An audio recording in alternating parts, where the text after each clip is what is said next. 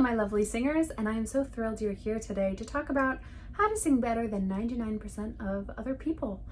It is kind of a shady title, but the reality is if you're doing these three things, you're ahead of the curve in many, many ways. And a lot of people may think they're doing these things, but maybe we need to give it a little bit extra attention to make sure. Make sense? Let's go. Number one, I need you to warm up. I need you to warm up. I know it's so boring, and some of you are thinking, you know, I'm not a professional singer. I'm not doing this for anything special. I just want to sing this one song. You're going to sing that one song so much better if you warm up. It doesn't have to be anything crazy. You can seriously lip roll. You can hum through your song super gently. Warm-ups are for being gentle, not for being beautiful. Don't worry about what you sound like. Worry about what it feels like and how you are producing the sound and using your breath, right? It is to get the muscles ready, to get the body ready to sing. It's okay if, say, something happens every now and again and you're at karaoke and you didn't plan on it and, you know, you didn't have time to warm up. It's okay. But in that case, your first karaoke song should be really gentle. Just use your wits about you. You would not jump into a triathlon having done no warm-ups because you know that you would hurt yourself, it wouldn't feel good, and you would not have a good performance. All of that is true with the voice. Number two. Ooh, this one is paradoxical, but I promise it's true. Do you ever have a really hard note that you feel like, oh, I just can't hit that? Or maybe you feel like you could hit that if you just tried a little harder and you pushed a little more. Do you know what I mean? I think a lot of people have experiences like this with music, but I want to challenge you in these instances when you have this scenario to not force that note. Don't push, don't strain yourself, don't add more tension, remain totally relaxed and sing it in the lightest, gentlest way you can. See if you have that note. See if it's in your body. And if it is, that's it.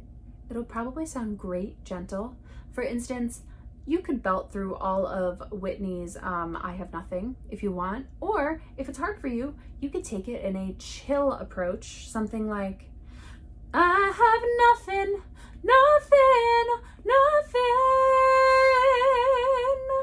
if I don't have you.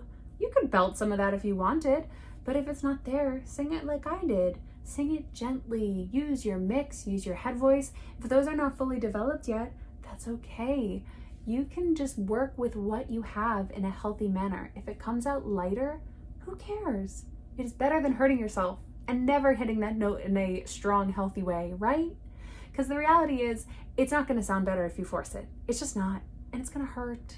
And it's going to hurt your chances of doing it in the future. So do yourself a favor. Sing it as lightly and gently. Still use that breath.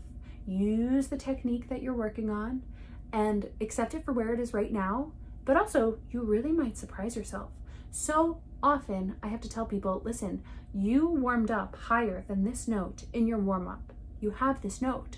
You're freaked out because it is the highest note in this portion of the song, and you're freaked out because you want it to sound like Mariah Carey and you don't think it can, and you're making this like a monster and it's just causing tension. It's not worth it. Don't do it. You're better than that. You know better, and you have technique to back you up. Number three, you gotta breathe. I need you to breathe. Genuinely. I need you to have big, huge breaths between everything. And it needs to be exaggerated, especially if you're still learning. I think a lot of people think they're breathing because they go, I have nothing. Do you see how light those breaths are? I need you to breathe. I need you to use everything you've got in your stomach. I need you to use your diaphragm. I need you to expand the lungs. I need you to feel it. And it's okay if it's not like the strongest feeling to you yet. Manually go through your song and give, I have nothing,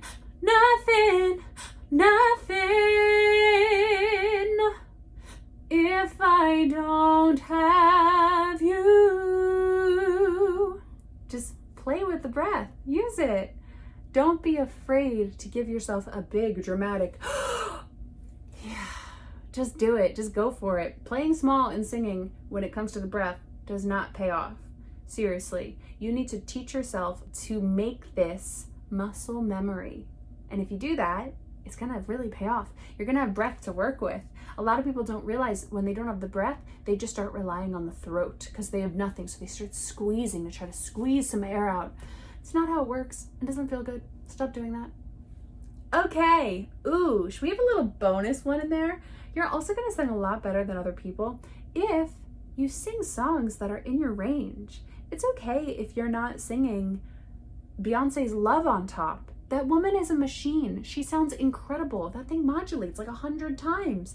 You don't need to be singing that. You can sing a way easier Beyonce song. You can sing, oh gosh, she sounds really amazing in all of them. That's a really hard standard to live up to. You can sing so many other songs that are more comfortable in your range and are going to sound great. Start with something that has some challenges, but that you feel is within the ballpark of what you can do in a healthy and safe way that is going to be satisfying to you. Don't pick songs that you know are not going to satisfy you at this point in your vocal journey, or just work on the parts of them that you can do. That's okay too. You don't have to be singing, I don't know, the most difficult part of the song. Like, enjoy the first verse, perfect that. The rest is gonna come. But in the meantime, say if you're performing something for people and you really want to impress them, pick something you can ace. Like, make it easy on yourself.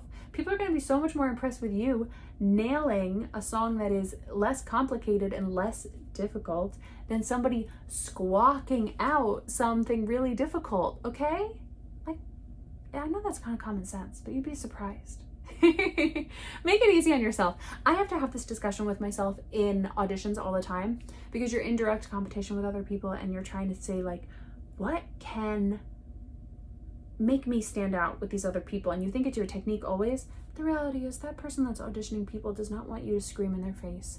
They want you to sound good and act the crap out of it and just do a great job. They don't care if it's the hardest song in the world. They want to see you do a great job. And they're probably sick of people skrelting. That's the word for a scream belt. I don't think that's a real word, but it's a word I've heard used a lot. They probably don't want someone skrelting in their face at 10 a.m. anyway. So make it easy on yourself. Sing a song you can nail. If you want help picking songs to sing, if you want help with your voice, anything like that, I'm here for you. I am your vocal bestie and we will figure this out. Singing is a marathon, not a sprint. I'm going to trademark that. That's so good. I wonder if someone else has ever used that.